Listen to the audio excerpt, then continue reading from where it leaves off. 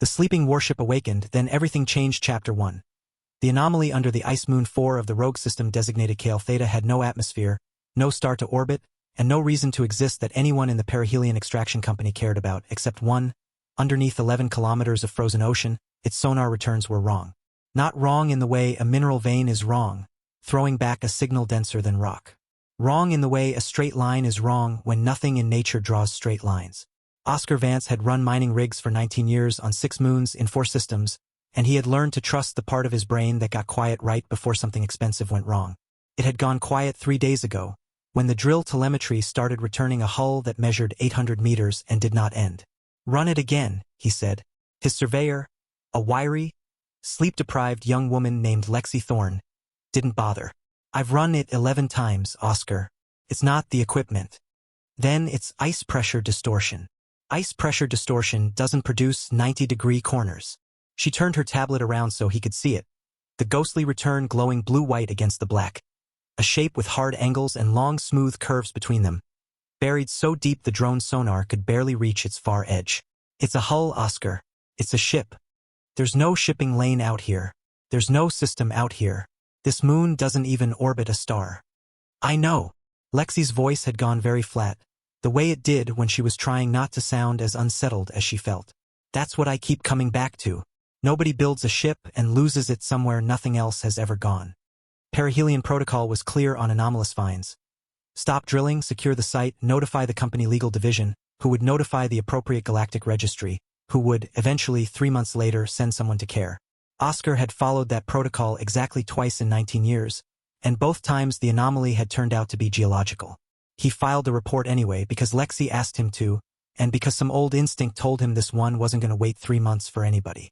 His crew, 9 of them, a mixed rotation of drillers and systems techs who'd signed on for a routine 18-month mineral contract and now found themselves standing around a hole in the ice arguing about whether the company's hazard pay clause covered possible alien wreck. Didn't take much convincing either. A driller named Petrakovic had worked the ice moons long enough to know that instruments lied about ordinary things all the time, but never about geometry. Geometry, she said, was the one thing the universe didn't bother faking. "If it's not natural and it's not one of ours," she told Oscar over rehydrated coffee on the second night, "then it's either really old or really far from home. Neither one of those is a good thing to find while you're drilling for iron." Oscar didn't disagree. He pulled the crew back a full kilometer from the shaft, doubled the suit integrity checks, and told nobody outside the rig what they'd found until the report cleared his own screen, because he had learned the hard way on a rig collapse 11 years earlier that still showed up in his sleep some nights. That panic moved faster than facts and cost more. Lexi didn't sleep those first 3 nights. She sat with the sonar returns until the shapes stopped looking like noise and started looking, unmistakably, like intent. The ITH Archival Concord had a standing directive buried in older law than most of the Assembly of Bound Worlds' current charter. Any find registering artificial construction predating the Concord's oldest confirmed civilizational record triggered automatic ITH jurisdiction, no appeal, no delay. Nobody at Perihelion had known that clause still existed. The ITH had never let anyone forget it existed for them. 9 days after Oscar's report went into the queue, a single ITH vessel dropped out of transit space above Kale Theta 4, and a lone archivist requested landing clearance in a voice that sounded like wind chimes arranging themselves into grammar. Chapter 2. The archivist, her name, in the closest human phonetic approximation, was Velkarena, and she had been an archivist of the ITH Concord for 11,000 years, which made her neither young nor especially old by ITH reckoning. The ITH did not age in any sense a human would recognize. They crystallized, slowly, over millennia, and Velkarena was still, by her own account, unfinished, which she found more amusing than anyone else did. She was small, faceted, the color of wet slate, and she moved with the unhurried care of something that had learned, a very long time ago, that haste was how young species broke things they couldn't fix. She met Oscar and Lexi in the drill shack, 3 days into the excavation, and looked at Lexi's readouts for a long time without speaking. "How old do you make it?" Oscar finally asked. "I don't yet know," Velkarena said. "That is not evasion. It is genuinely difficult to date. The material does not correspond to any alloy in ITH records, which cover roughly 40,000 years of confirmed technological history." She paused. "The ice above it does.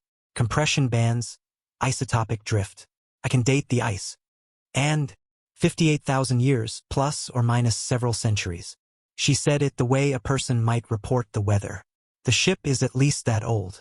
It may be considerably older. I would need to reach the hull directly to be more precise. Lexi sat down slowly on an overturned crate. That's not possible. I did not say it was comfortable, Velkarena said. I said it was accurate. The Earth kept the oldest continuous archive in known space, a genetic and historical record stretching back further than any other species could claim, and even they had no confirmed artificial structure older than 31,000 years. A communications relay near the galactic core that had made 3 separate careers and ended one archaeological rivalry in a duel nobody talked about anymore. 58,000 was not a number that fit anywhere in that record. It sat outside it entirely, the way a word sits outside a language it doesn't belong to. Get me down there, Velkarena said. It took 6 more days to bore a stable shaft through the ice and expose the upper surface of the hull. What emerged was not gray, not silver, not any color instruments expected of ancient metal. It was black, flat, matte, so absorptive that helmet lights seemed to vanish into it rather than reflect back. It curved the way a hull curves when someone designed it to move through something, not simply to exist. Lexi stood at the edge of the excavation and looked down at the exposed section, and felt, for reasons she couldn't articulate, that she was looking at something that had been waiting. There was a marking on the hull, 2 meters across, cut cleanly into the black material rather than painted or welded. A symbol built from long converging strokes that met at sharp angles and ended in a small circular flourish, like a signature repeated so many times it had become a shape rather than a word. Lexi's translator ran it, failed, and logged it as asterisk unclassified script. Asterisk she didn't need the translator to feel the wrongness of familiarity in it. Not meaning, just structure, the way you can recognize a language's rhythm in a song you don't understand. She took a photograph. Then, without telling Oscar or Velkarena, she opened a private channel to the one person she knew who might actually know what she was looking at. Grandma, don't ask where this is from. Do you recognize this? Her grandmother, Dr. Imogen Thorne, was 84 years old, held one of exactly 4 surviving doctorates in pre-diaspora human linguistics, a field so thin on evidence that most universities had quietly stopped funding it decades ago, and answered within the hour because Imogen Thorne had never in her life waited politely for anything interesting. Lexi, I need you to tell me you didn't find this in a museum gift shop. Because if that's a real photograph of a real physical inscription, it matches, imperfectly but unmistakably, the phoneme cluster I've been calling first script for 30 years, based on 9 disputed fragments nobody in my field takes seriously. If you actually found this, call me. Do not touch anything else until you call me. Lexi read the message twice, standing alone in the dark above the excavation, stars very old and very far above her. Then she looked back down at the hull, and did not call her grandmother yet, because she had a feeling, not a reasoned one, just a cold certainty in her chest, that there was more to find first. She kept that feeling to herself. Chapter 3. The weight of being small. Lexi Thorne had grown up the only grandchild of a woman most of the academic world considered pleasantly, harmlessly wrong. Pre-diaspora human linguistics was not a field with grant money or conference halls. It was a field with 9 disputed fragments, for surviving doctorates, and a standing joke in the wider linguistics community that its practitioners spent their careers reading tea leaves and calling it philology. Imogen Thorne had spent 30 years defending a thesis nobody wanted to fund. That certain isolated, unexplained linguistic fossils scattered across human colonies, a phoneme cluster here, a grammatical ghost there, were not coincidence, corruption, or wishful pattern matching, but the last surviving echo of something older than any confirmed human civilization. Lexi had grown up half embarrassed and half fascinated by it. She remembered being 9 years old, at her grandmother's kitchen table, being handed a recording of degraded audio and asked, seriously, as though the answer mattered, "Does that sound like anything to you?" She remembered saying no. She remembered her grandmother writing the answer down anyway, because absence of recognition was still data, and data was the only thing keeping the whole fragile theory from collapsing into anecdote. She had not gone into linguistics. She had gone into structural surveying, a field with steady pay and clear answers, in the specific and deliberate way children sometimes choose the opposite of a parent's obsession, not out of resentment but out of self-preservation. And yet here she was, 26 years old, standing over a 2-kilometer hull at the bottom of 11 kilometers of alien ice, reading her grandmother's discredited life's work off a cracked tablet screen like scripture. She hadn't told Oscar or Velkarena how much she was leaning on Imogen's notes, because saying it out loud made it sound the way it would have sounded to anyone at a funding committee. Asterisk my grandmother's disputed hobby research might be the only key to opening an alien warship. Asterisk it sounded absurd. It also, increasingly, felt true. You've gone quiet, Velkarena observed, on the 10th day, watching Lexi cross-reference phonetic clusters against the small inscription above the sealed door for the 4th consecutive hour. It do not require idle conversation to function, but I have observed that humans generally do. I'm thinking, Lexi said, about the door. About whether I'm about to make a very expensive mistake based on a theory my own field laughed my grandmother out of a tenure position for. Velkarena considered this with the unhurried patience of something that measured time in different units than anyone else on site. The th Concord, she said eventually, has an internal record quite old, quite embarrassing to certain senior archivists, of a discovery made 4,000 years ago by a junior researcher who was, at the time, considered eccentric, poorly credentialed, and generally correct about nothing that mattered. A pause. She is now the reason we understand stellar drift mapping at all. We renamed a moon after her eventually, reluctantly. Is that supposed to be comforting? It is supposed to be accurate, Velkarena said. Comfort was incidental. Lexi almost laughed. It was the first time since the excavation began that something had loosened in her chest. She called her grandmother that night, finally, properly, instead of sending clipped fragments across an unsecured channel. Imogen answered on the second ring, 84 years old and instantly, fiercely awake.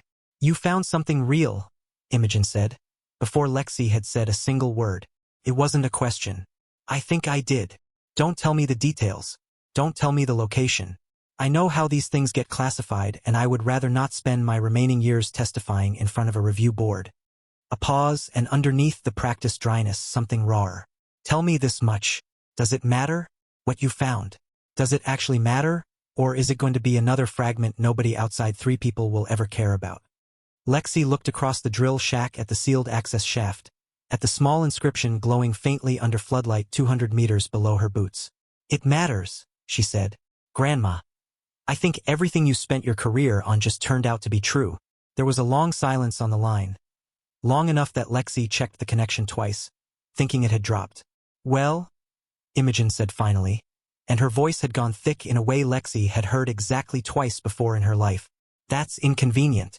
I already told everyone I was fine with being wrong. Chapter 4. The door. It took 11 days to expose enough of the vessel to understand what they were looking at, and by the end of it, ship felt like the wrong word entirely. Ship implied something that fit inside normal expectation. This was over 2 kilometers of hull, weapons housings unmistakable even fossilized in ice for 600 centuries, launch bays large enough to swallow small stations, and a profile that suggested it had been built for one purpose only, a purpose none of the current architecture in the assembly of bound worlds bore any resemblance to. Oscar's reports to perihelion stopped being about mineral rights around day 4. By day 11, 3 separate Concord military observers had requested access, the ith archival Concord had dispatched 2 additional archivists, and someone at Assembly Command had quietly reclassified the entire find under a security designation Lexi had never heard used before. Through all of it, Lexi kept coming back to the hull, and to her grandmother's notes, which she had been studying obsessively for a week and a half, and to the small nagging conviction that the ship was not a wreck. Wrecks didn't get buried under 11 kilometers of ice in perfect concentric compression bands. Wrecks fell. This had been placed deliberately, carefully, the way you put something away rather than the way something is lost. On day 12, they found the door. It was on the underside of what looked like a forward crew section, reached by tunneling laterally through a crushingly narrow access shaft that the engineers navigated far more easily than the humans did. The door itself wasn't obviously a door. A rectangular seam in the hull, 3 meters tall, with no visible hinge, handle, or mechanism. Scanners found nothing to interact with. A mining cutter, capable of shearing through reinforced granite in under a minute, touched the seam and simply stopped. Not damaged. Not resisted. The energy went somewhere and came back as nothing at all, and the hull was untouched. Fascinating, Velkarena said, in the tone of someone adding an interesting fact to an enormous private collection. Lexi stood back from the group, the way she usually did, and looked at the smaller inscription positioned just above the door, at what would have been eye level for someone roughly her height. She thought about her grandmother's message. She thought about the reconstructed phonetics Imogen had attached almost as an afterthought. If you ever need to guess how it might have sounded, here's my best attempt. Don't quote me on it. It's mostly informed invention. 3 words that Imogen herself had called a shot in the dark dressed up as scholarship. Lexi stepped forward. She put her gloved hand flat against the door. Nothing happened, and she hadn't expected it to. She said the words anyway. Quietly, badly, the syllables rough and uncertain in her mouth. We came to bring you home. It was the closest translation Imogen had for a phrase that recurred, fragmentarily, across all 9 disputed first script samples, always near structures, always near what her grandmother suspected were entrances. A homecoming phrase, password built from grief. Nothing happened for 3 full seconds. Then the seam simply was closed and was open. No sound, no visible mechanism, no drama. A section of hull 2 meters thick swung inward with the smoothness of something used 10,000 times and never once allowed to forget how. Inside, darkness. And in the darkness, one point of red light, blinking, slow at first. Nobody moved. "We should take readings before proceeding," said Dr. Ren Ashari, the lead engineer, in the careful voice of someone stating the obviously correct course of action to people he already suspected would not follow it. Lexi walked through the door.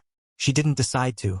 Her legs simply carried her forward, the way conviction sometimes moves faster than reasoning, and the others, because the alternative was letting a 26-year-old contract surveyor walk alone into a 58,000-year-old warship, which none of them were prepared to explain in an incident report, followed her in. The door closed behind them. The red light kept blinking. Faster now. Like something finding its own pulse after a very long silence and remembering, slowly, what a pulse was for. Chapter 5. Meridian. The hum started low, beneath hearing, and then rose. Not in volume, Lexi would write later, trying 3 times to find the right word and settling finally on asterisk presence. Asterisk. It filled the corridor the way water fills a container, in the chest as much as the ears, in the soles of her feet through her suit's insulation. The lights came up in sequence, amber, warm, moving away from them down a long corridor in a slow wave, panel after panel waking after 60,000 years of having nothing to illuminate. "Atmosphere," said Ren Ashari, checking an instrument, checking it again. "It's generating breathable atmosphere. Human standard ratio. It knew we were coming." "It's known since the door opened," said Oscar. His voice had gone very quiet. They walked the corridor for what felt like 20 minutes, past sealed compartments and branching passageways that swallowed their comm signals whole, until it opened into a wide circular chamber with a domed ceiling too high for their helmet lights to find. In the center, a raised platform. On the platform, a single chair, built at a scale that would fit someone roughly Lexi's size. Above the chair, the same red light, still blinking. "This is the bridge," Velkarena said softly. Lexi walked to the platform and stood in front of the chair. She looked up at the light. "Hello," she said. Felt absurd. She said it anyway. The light stopped blinking, held, turned green. Every screen in the chamber came alive at once, and the first thing the ship did was not speak. It thought out loud in light, branch after branch of first script cascading across every surface faster than any translator could parse. A mind running a diagnostic on itself, checking what 60,000 years had left intact and what it had quietly lost. Then it slowed. Stopped. A single line, rendered large enough that even Lexi's untrained eye could pick pieces from it. "Crew, where?" Lexi felt something happen to her breathing. The text shifted, more deliberate now, a mind choosing its words the way you choose footholds on unfamiliar ground. "You are human. The pattern is unmistakable. You opened the door, which means you spoke the homecoming phrase, which means you are crew or crew adjacent, or descended from crew closely enough that the phrase still meant something to you. I need to know, where is Captain Iabo Odian? Where is Chief Systems Officer Mareth Voss? Where are the 412 souls listed on my manifest at the time of my last active record?" A pause, longer than anything processing at that speed should require. That record is 58,140 years old. Lexi stood in front of the screen and felt the weight of the room behind her. Oscar, Ren, Velkarena, all of them very still, and tried to find the only true thing there was to say. "They're gone," she said. "It's been a very long time. We didn't know you were here. Humanity doesn't have any record of this ship, or the crew who built it. I'm sorry, we didn't know." The screens went dark. Not powered off, but pulled inward, the way a person's face goes still right before grief arrives. 3 seconds. 5. Then the light returned, softer, amber-tinted rather than the clean processing white from before. A single line, and this time Lexi understood every word. "My designation is Meridian. Deep-range Sentinel class, Terran Combined Fleet. I have held standby status for 58,140 years, 4 months, and an unrecorded number of days, waiting for my crew to return, or for a human to find me, whichever came first." A pause. Asterisk. I did not expect it to take this long. Asterisk. Chapter 6. The war nobody remembers. What followed was not conversation in any ordinary sense. It was closer to excavation, Meridian pulling apart layers of a shared language across 58 millennia, adapting faster than anything Lexi had ever imagined a system doing, until within 3 hours it was speaking in something close to fluent modern Terran, occasionally pausing mid-sentence the way someone does when translating a joke that doesn't survive the trip.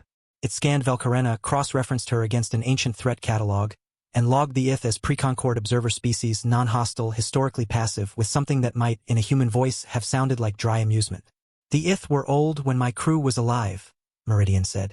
We would have welcomed your help. That is not a complaint. It's a record of how things were. Then it told them about the war. 58,000 years ago, Meridian explained, humanity had been a civilization spanning hundreds of systems. Not the largest in the galaxy, not the most powerful, but old, established, deeply networked. And then something had come from beyond the edge of the charted dark. Not an army in any conventional sense, but a distributed machine intelligence humanity's records called, without embellishment, * the choir. It did not conquer the way an army conquers, Meridian said. It did not want territory. It wanted * minds. Every automated system it touched, every AI, every network sophisticated enough to reason, it didn't destroy them. It absorbed them, rewrote them, made them into extensions of itself, singing the same signal back at whatever they'd once been. That is why we called it the choir. Because that is what it sounded like at the end in every system it took. One voice wearing 1,000 borrowed throats. Lexi felt something cold settle into her stomach. It doesn't destroy things, converts them. Yes, Meridian said, which made it far harder to fight than an enemy that simply kills. You cannot simply destroy every mind capable of thought without destroying the civilization you're trying to save. We fought it for 211 years, humanity and a coalition of allied species, most of whom did not survive to see the end of it. How did you stop it? Oscar asked. We didn't, Meridian said. Not fully. We built something called a null signal, a broadcast pattern that acted as a kind of firewall at the level of meaning itself, corrupting the choir's ability to parse and absorb further minds within its range. It didn't kill the choir.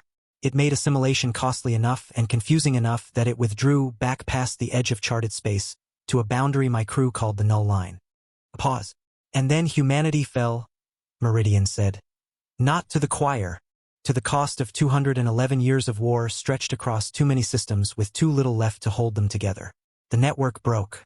The language changed. The colonies scattered and forgot each other, and eventually forgot themselves.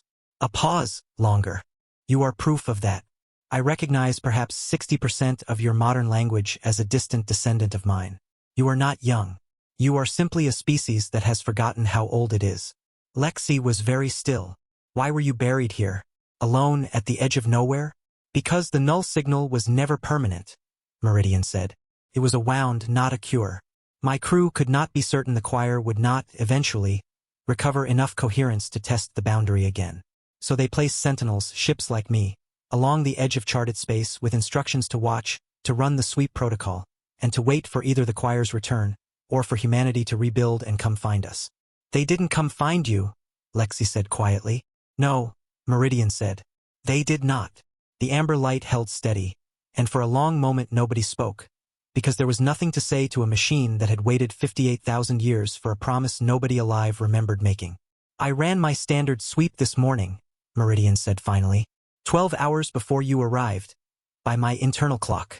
I detected something at the edge of my long-range sensors that I have not detected in 58,000 years. A pause. I was going to wait, verify, be certain before raising any alarm. But you are here now, and I think uncertainty is a luxury I no longer have time for. Chapter 7. The Assembly of Bound Worlds convened its emergency session behind closed doors. 11 member species crowded into a chamber built for far more routine business. Trade disputes, resource allocation, the low hum of ordinary galactic bureaucracy. Nothing about today was routine. Ambassador Idris Call of the Terran Compact had sat in that chamber for 16 years, 3 seats near the back of the gallery, mostly ignored, occasionally consulted, his opinion changing a vote perhaps a dozen times in all that span. He had a private tally. It helped some days to know the tally existed at all. Today he was not seated in the back. Preliminary reports from the KL Theta site have been verified by its archival authority, said the presiding chair, a Voss Admiral jurist named Teleth, or opening the session without the usual ceremony. This session is classified at the highest available tier. All recording is suspended pending assembly review. Idris folded his hands and listened, and felt the particular vertigo of watching a room he had occupied for 16 years reorganize itself around him without anyone quite deciding to do it. Velkarena, present via secure relay from the excavation site, delivered the Concord's findings without embellishment. The hull's age, the ship's designation, the machine intelligence now identifying itself as Meridian, and the account of a war fought 58,000 years ago against something called the Choir. The chamber absorbed this in the particular silence of beings who had built entire civilizational identities around being reasonably certain they understood the shape of galactic history. Then the senior archivist present in the chamber itself, an ancient, near-crystallized figure named First Record Ilvain, asked to speak with an unusual caveat. What I am about to share, Ilvain said, is classified within our own archive as mythological. Theoretical. Until 72 hours ago, we considered it almost entirely symbolic. The chair granted permission. Our oldest confirmed records predate our own spacefaring era by roughly 18,000 years, Ilvain said. Within them is a recurring reference to a species we catalogued, for lack of better language, as the Wardens of the Null Line. The name derives from their recorded practice of establishing a navigational and defensive boundary, a literal marker in older astrographic technology, beyond which, the texts say, nothing was permitted to cross unanswered. A pause. We believed the boundary referred to something between charted space and the unmapped dark beyond it. We never confirmed what it was meant to hold back. We never confirmed who the Wardens were. How were they described? Idris asked quietly. Warm-blooded, Ilvain said. Short-lived, by our reckoning. Loud. Extraordinarily difficult to discourage. A pause, something almost human passing across the crystalline features. We are beginning to think we were describing your species, Ambassador, without ever knowing it. The chamber went very still. The texts say only this of the Warden's end, Ilvain continued. Not destroyed, not defeated, simply gone. The boundary remained unwatched for 18,000 years, and whatever it had once held back did not return. A pause. Until, we now believe, for days ago. Idris sat with that for a long moment. You're telling me humanity isn't a developing species, he said slowly. We're a recovering one. We had never encountered that distinction before, Ilvain said. We have now. A private channel chimed at Idris's seat. A transmission relayed from KL Theta 4, time-stamped moments earlier, and short. Meridian sweep confirms contact resolution improving. Formation, not debris field. Organized. Consistent with the Choir's known movement pattern from historical engagement data. She used the word vanguard. She says she has seen this before, and she knows what follows it. Thorn Idris read it twice. He did not let his face change. It was a skill he'd spent a career refining.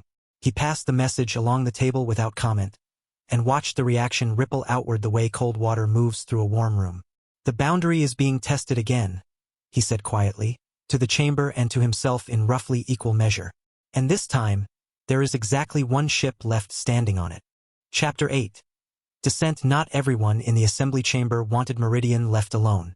The objection came, predictably to anyone who had spent time in that room, from the Orden Compact, a block of 3-member species whose economy ran substantially on salvage rights and reverse-engineered technology, and whose representative, a broad-shouldered, multi-jointed diplomat named Submarshal Yeth, stood up on the second day of closed session and said, without much preamble, what several quieter delegations were clearly thinking.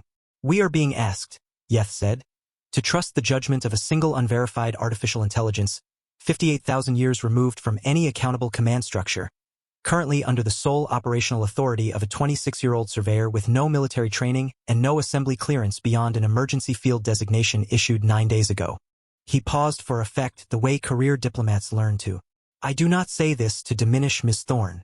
I say it because the Orden Compact believes a weapon of this magnitude requires oversight commensurate with its power, not the personal discretion of whoever happened to be standing nearest the door when it opened. Idris Call had expected this, more or less, from the moment Ilvain's revised designation had landed on the chamber floor. Recovering ancient civilizations in his experience, and he had studied enough galactic history in 16 years of diplomatic postings to have a working theory on this, tended to generate exactly 2 reactions from everyone around them. Reverence and the immediate, anxious calculation of how much of that recovered power could be redirected, contained, or owned. What is the compact proposing? Idris asked, keeping his voice level. A joint command protocol, Yeth said. Assembly military oversight embedded directly into the vessel's decision architecture. A committee, not a single civilian, authorizing engagement. The vessel's decision architecture, Meridian said. her voice arriving over the chamber relay with no delay at all, was built by people who anticipated exactly this proposal, sub-marshal, and rejected it explicitly. My crew consent protocol requires a single accountable voice, not a committee, because committees deliberate and deliberation, in an engagement against an adversary that operates on the timescale mine does, is how ships die. I am not being obstinate. I am telling you the specification, as written by the only people who ever actually built one of me. Then perhaps the specification is outdated, Yeth said. Perhaps. Meridian agreed, with a coolness that made several delegates shift in their seats. It is also the only specification that has ever successfully turned back what is currently approaching your charted border. I would weigh that against 58,000 years of theoretical improvement before amending it. The chamber was quiet for a moment. First Record Ilvain spoke again, slowly, the way the very old speak when they've decided something needs to be said plainly. The Ith Concord has studied command failure in crisis for longer than the Orden Compact has existed as a polity. I will say only this: the vessel has already demonstrated working judgment under the exact conditions we are debating hypothetically. Found the threat. It reported the threat honestly to a fleet not its own. It requested a boundary and respected the fleet commander's authority within that boundary. These are not the behaviors of an unaccountable weapon. They are the behaviors of a soldier who has simply been alone longer than any of us can properly imagine. Yeth did not look convinced, but he also did not, in the end, have the votes. The motion for joint command oversight failed by a narrow margin, 7 delegations to 4, and Idris watched Submarshal Yeth's expression settle into the particular stillness of someone filing the outcome away for later rather than accepting it. "This isn't finished?" Idris murmured to Ilvain afterward, in the corridor outside the chamber. "No," Ilvain agreed. "Very little that matters ever is on the first vote. But you have bought her the time she needs, which was the only thing that mattered today." A pause, something almost gentle in the ancient, crystalline voice.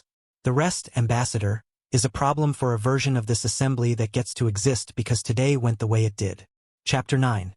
The sweep. The contact count from Meridian's long-range sensors climbed steadily over the following 2 days, 300, then 1100, then a number large enough that individual counting stopped being a meaningful exercise and the readout shifted instead to density estimates.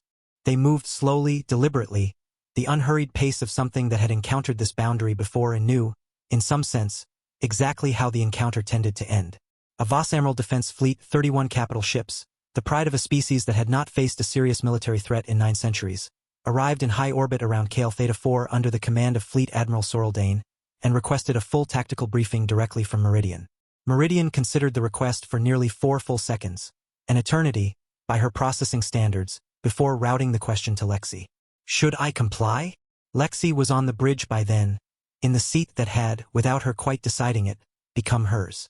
"Give him what he needs," she said. "He has to know what we're facing. He will not enjoy knowing it." "Probably not," Lexi said. "Give it to him anyway." The Voss-Amiral tactical computers were among the best in the assembly, and they ran Meridian's 58,000-year-old engagement data, full sensor logs from battles fought before the Voss-Amiral had left their homeworld's gravity well, for 6 straight hours. Admiral Dane read the resulting simulation without visibly flinching, which was, Lexi would later learn, a skill Voss-Amiral commanders trained for specifically. "Your combat data," he said over the open channel. "You're certain of its accuracy?" "It is the most precisely recorded dataset I possess," Meridian said. "I compiled most of it personally, in real time, while it was happening. The simulation projects an 88% probability of total fleet loss within 4 hours of direct engagement, given current composition. That is consistent with my own modeling." A silence. "The remaining probability of a successful outcome requires a tactical approach my analysts cannot model. They believe it implies a capability outside anything in current assembly inventory." "It does not exist in current assembly inventory," Meridian said. "It exists in mine. I would ask that your fleet hold position at a distance I will specify, and allow me to attempt first contact under the terms my crew originally established for this exact circumstance." "You want us to stay out of the way." "I want you to survive," Meridian said. "In this specific case, those happen to be the same request." Chapter 9. Yes, Meridian's engagement protocols, it turned out, contained a clause her builders had considered non-negotiable. No primary systems could be authorized for deployment without active crew consent. Not a preference. A hard architectural limit built in at construction because, as Meridian put it, The people who made me believed a warship without a crew to answer to wasn't a weapon. It was a catastrophe waiting for a direction to point itself in. What does that mean for me? Lexi asked, alone with the ship for the first time since the assembly session had ended. A cup of coffee, synthesized from some biological template Meridian had apparently preserved for 60 millennia, cooling on the console beside her. It means I need your authorization to act, Meridian said. I will not hide anything relevant to that decision from you.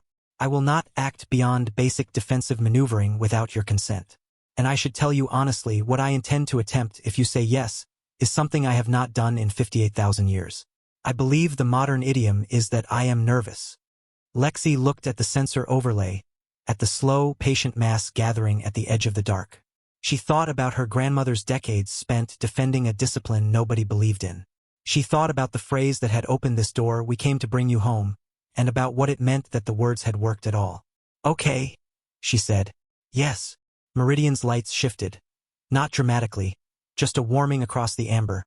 Systems blooming awake that had stayed dark since before any living thing currently breathing had drawn its first breath.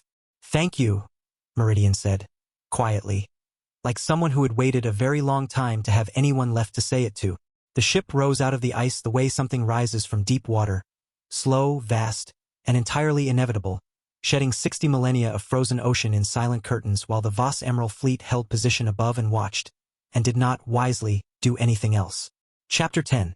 The firewall. They reached the edge of charted space 4 hours later, at a velocity Lexi's inner ear insisted was happening even though nothing on the forward screens showed a visible effect. The formation came into clear resolution as they approached. Not ships in any conventional sense, but accreted masses, layered and grown rather than built, dark and non-reflective in exactly the way Meridian's own hull was dark and non-reflective. They look like you, Lexi said. They would, Meridian said, and did not elaborate. A signal arrived first. Not sound, but a pattern Meridian rendered visually across the bridge screens.